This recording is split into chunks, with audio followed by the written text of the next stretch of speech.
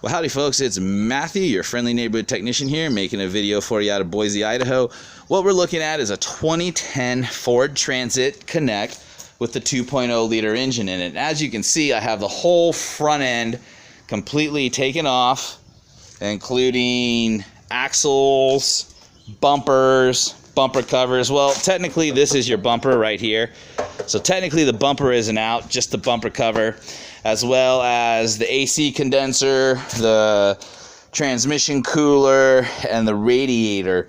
All of that has come out fender to fender, and that is necessary in order to remove this engine. Now, why am I removing this engine? Before I get into why I am replacing this engine, I just want to make it clear that I'm not here to throw anybody under the bus or call anybody out. A mechanic that I know that doesn't have as much experience in this business tried to do, from what I understand, a cylinder head and a timing job on it, and it just turned into a nightmare for him. In the end, it didn't work out. All the valves got bent, and I mean pretty much every valve is bent in there, and so in the end, I think the best thing to do was just to go ahead and get another engine once it ended up here at my place, my shop. And so that is exactly what we're doing. Let's look at some things though. The first thing I kind of want to point out, some information on these 2.0 liter engines. If you're ever having an issue with the engine not running right, if you think it's because the valves are messed up or out of adjustment, I'm just going to tell you right now, and I've told you this before in other videos, if you ever suspect that there's a valve issue, always make sure that you look at the sticker under the hood, okay? On every vehicle, the factory sticker under the hood will tell you if there is any type of valve adjustments that need to be made. The Ford 2.0 doesn't necessarily have valve adjustments. The reason why is because they don't want you going in and adjusting the valves on these engines. The engines, cylinder heads, valves, honestly, are cheap enough that if you think you have a valve issue, honestly, you can just go and buy you another cylinder head with valves. I find them all day long on the internet for $200 or $300. So if you're ever working on a Ford 2.0 and you suspect you've got an issue with your valves, you suspect you got an issue with compression or anything, don't take it to the machine shop. Just remove your cylinder head and find you one that's already been rebuilt and put that one back on. So, and then always make sure that you look underneath the hood to see if there's any adjustments that need to be made. Now I'm going to show you another example on a vehicle that does need valve adjustments. Okay, so real quick, this is a Nissan. It's the Nissan that I've been rebuilding the engine on. It's actually finally starting to look like an engine. Yay, look at all that. But something I want to point out, so this is a 2.5 liter engine. This engine does have specifications for valve adjustments, and just like on that Ford where you saw the factory sticker said no adjustments, again, if you just look underneath the hood here, you can see all of the factory adjustments. Idle speed, no adjustment needed. High idle speed, no adjustment needed. Idle mixture setting, no adjustment needed. Valve lash, intake, 36 millimeters hot, exhaust 37 millimeters hot. Now, you've seen my previous videos that show you how to properly adjust valves. So just kind of wanted to show you and remind you there that if you ever think you're getting into a timing issue and you think that you need to have valves adjusted, first thing you need to do is look underneath the hood, because it will tell you exactly what you need to do. So I don't know if this engine got destroyed because the machine shop advised the mechanic to check valve lash and they went ahead and grinded the valves down. That's one story that I have. Another story that I have as to why this job was even done in the first place is because the engine had no compression and that it wasn't running at all and stuff like that. So the story that I have on it is kind of vague and all that other stuff, and I just don't know too much about it. So in the end, that's why I said let's just go ahead and get another engine. Now I'm going to go ahead and also show you, since I have it opened up here, I'm going to show you what a bent valve looks like. Alright guys, so let me take a moment, see if you can see in here. See if you can see what a bent valve looks like. If I can get you good light and good focus. Might be hard to do. Alright.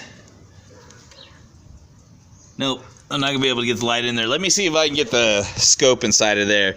So that way you guys can get an idea what a bent valve looks like. Alright, here we go. So can you see the bend in that valve? Yeah. No fun. Hold on a second. There we go. Let's get some focus in. There we go. Now, maybe you can kind of see the bend in that valve right there. And so that's normally where they bend, is on the stem, right where it meets the head. There you go, folks. That's what a bent valve looks like. Bent valves are no fun, trust me. Now, another thing that happened when this vehicle started up is somehow one of the spark plugs got crushed. And let me see if I can find that. In the same cylinder that has the bent valves, which actually there's bent valves in this cylinder. One, bent valves here, and bent valves here. So 1, 2, and 4 have bent valves, at least on the intake side that I know of. I really haven't gotten the engine out enough to check the exhaust side, but I am going to do that when I get it out, just for fun, just to see what else is. But here is the spark plug that came out of cylinder number 2. Now, I've been doing this for 20 years, and I gotta admit, this is the first time I've seen a spark plug do something like this.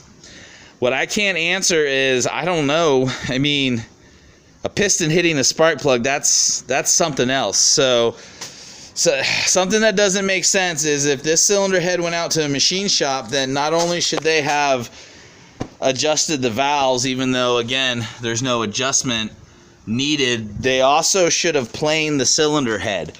Okay? Now, the only thing that I can think is either one or two things happened. This machine shop that adjusted the valves or whatever, or I should say allegedly adjusted the valves, might have planed this cylinder head where you see my finger at, and they might have taken too much off, changing the height of the cylinder head. That's the only thing that I can really think that would bring that spark plug down to the point to where a piston could hit it. The other thing that I think might have happened, and I don't necessarily see it on the exhaust side when I look in here, but I suspect that maybe one of those valves, maybe it's on the intake side, I suspect that one of those valves might have broken off, might have broken an ear off, and as the piston came up and it hit the valve, so if my hand is the piston came up, it hit the valve, broke it off, came back down, and then it came back up, and that broken piece of valve is what ultimately hit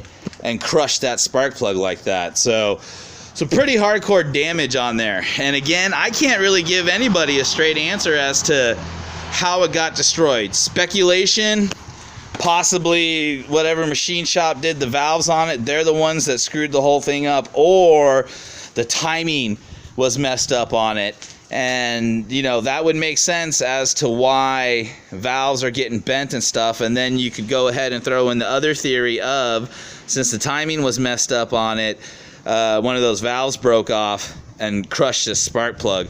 So those theories kind of add up together as well. But in the end, who knows? One of the things I'm a little concerned about is, just because we got a better engine to put in here, I'm concerned that whatever reason there was to even go in here and do such work, I'm concerned it hasn't been fixed. I've been told that there was a rich lean condition, and that rich lean condition was diagnosed based off of some fouled up spark plugs.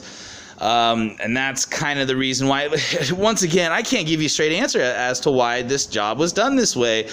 But the catch is if there was a rich lean condition, if there was an issue with O2 sensors or crank sensors or computers or whatever, then in all honesty, installing an engine isn't necessarily going to fix a rich lean condition or any other conditions that might have caused or been the reason of doing such a job that ended up in such a nightmare. So it'll be interesting to keep an eye on this job.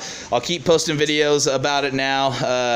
This weekend I'm gonna me and my other tech are gonna come in, and we're gonna go ahead and get this thing knocked out and get it done.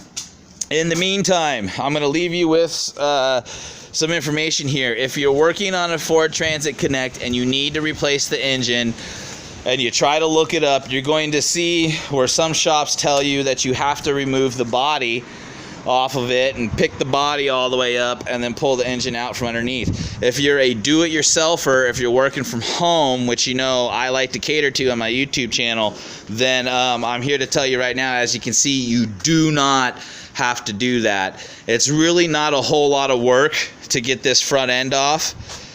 And then once you've got the front end off, all you have to do is go ahead and remove the intake and a few other components so you can get the swing room that you need to go ahead and get your engine crane in here and get this disconnected. Now what I'm going to do ultimately is I'm going to go ahead and I'm going to get the transmission mount out, and I'm going to go ahead and I'm going to pull this whole engine out as one with the transmission still connected to it, and then I'll go ahead and bolt this engine to the transmission and then drop this back in. I'm pretty excited about this engine. It comes with 100,000 miles. The vehicle that it was in was wrecked, but the engine comes tested and all that other good stuff. Let's see if we can look at some information here on this engine and see what we got. Engine assembly. Let's see here. There was something I wanted to show you on this. I guess I already removed the tag off. Anyways, the reason why I'm happy about this engine is because it's in great shape. It was tested by the company that provided it to me.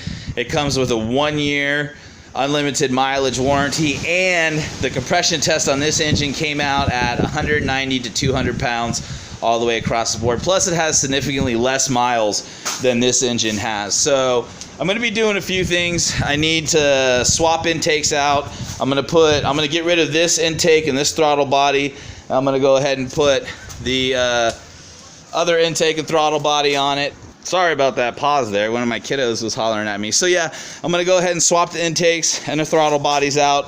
I think that's about all that we need to swap out, and then we'll go ahead and get this engine in. Ooh, another thing I want to point out to you. Check out this water pump on this engine. Now, if you watch my YouTube channel, what have I taught you guys about water pumps? Is that water pumps are not supposed to spin freely like this. That's a no-no for a water pump. So this water pump needs to be changed on this engine. And the good news is this engine has less miles. So check out this water pump when I try to spin it. Notice it goes, what, about a full turn? Let's start right here. Well, watch this bolt. Goes about half a turn to a quarter turn, and then it stops. This water pump just spins freely. You get a full turn there. You get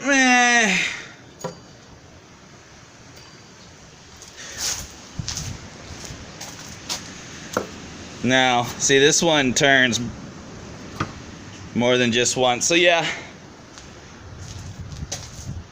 all in all, I'm just happy with this used engine that we got in. So we'll see how this job turns out over the weekend.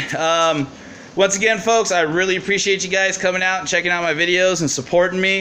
If you have any questions about your Ford Transit Connect engine pull, just shoot them to me in the comments. And we can trade emails, we can trade phone numbers. I really enjoy helping you guys out, walking you through procedures and stuff so you guys can save some money. So also, don't forget to check me out on patreon.com and gofundme.com. I got some cool projects going on over there. My GoFundMe project is set up so that I can give back to my community. I'm accepting donations on gofundme.com.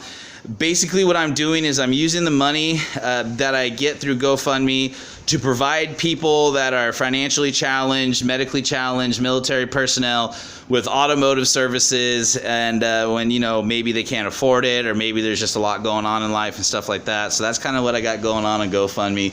And then Patreon, I'm trying to build a community of do-it-yourselfers and professional technicians where you can get a hold of us, you can call us, you can speak to us, you can get our advice, we can walk you through processes and procedures and possibly save you guys some money. So, alrighty folks, well, if I said it once, I'm going to say it again. Thank you so much for watching my videos. This is Matthew, your friendly neighborhood technician, signing off.